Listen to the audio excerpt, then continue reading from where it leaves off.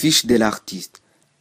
L'œuvre Accent Descent faite par Alex Groh, très populaire aux États-Unis, qui est né le 30 août 1968 à Roslyn, à New York.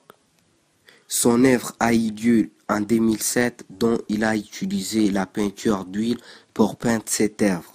Et il a utilisé des couleurs très importantes pour signifier cette œuvre, dont la couleur rouge qui signifie le sang et la couleur noire qui signifie les ténèbres.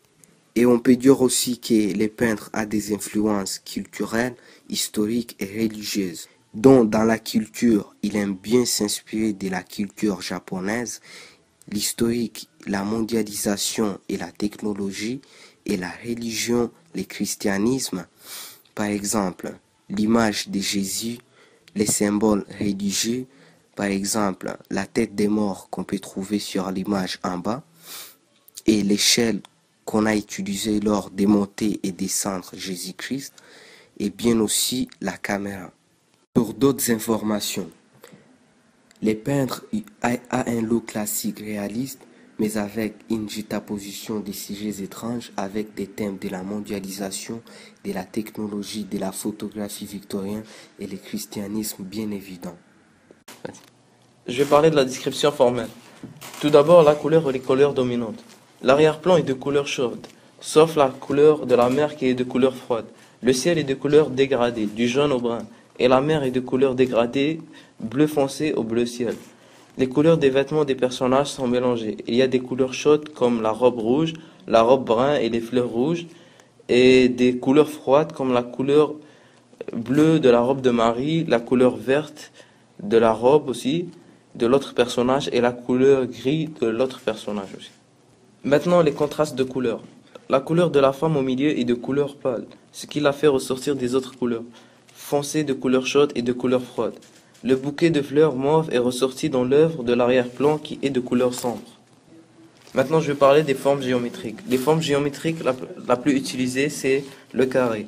Dans le plancher, la forme carrée est présente dans l'échelle aussi, grâce aux barreaux, et elle est aussi présente dans les deux vitres en arrière des personnages. Les vitres sont divisées pour former plusieurs carrés grâce à des barreaux verticaux et des barreaux horizontaux. Les rapports de taille entre les éléments. Le rapport de taille est à la perspective, parce que plus que l'objet est loin, plus il est petit, et plus il est proche, plus il est grand. Par exemple, l'avion en arrière est petit dans l'œuvre parce que il est loin, mais les personnages sont grands et prennent une grande place dans l'œuvre, ce qui fait qu'ils sont proches. Maintenant, l'orientation des éléments. Les éléments sont sur une ligne de force verticale parce que tous les personnages sont debout. Mais la femme nue et la femme qui correspond à Marie sont situées sur une ligne de force oblique positive, sauf l'avion est sur une ligne de force oblique négative. La croix est sur une ligne de force verticale et sur une ligne de force horizontale. Les symboles. La rose, la cerise, l'iris, la croix, la tête de mort. La rose signifie la beauté considérée comme une messagerie d'amour. Dans le christianisme, sa couleur rouge vient du sang. Cerise. La fleur du cerisier symbolise l'art du combat chevaleresque dans la culture japonaise. L'iris annonce une bonne nouvelle imminente. La croix, symbole du christianisme, de la crucifixion de Jésus. La tête de mort, symbole de la mort. En résumé, l'œuvre part de la crucifixion de Jésus qui est illustrée par une fausse femme.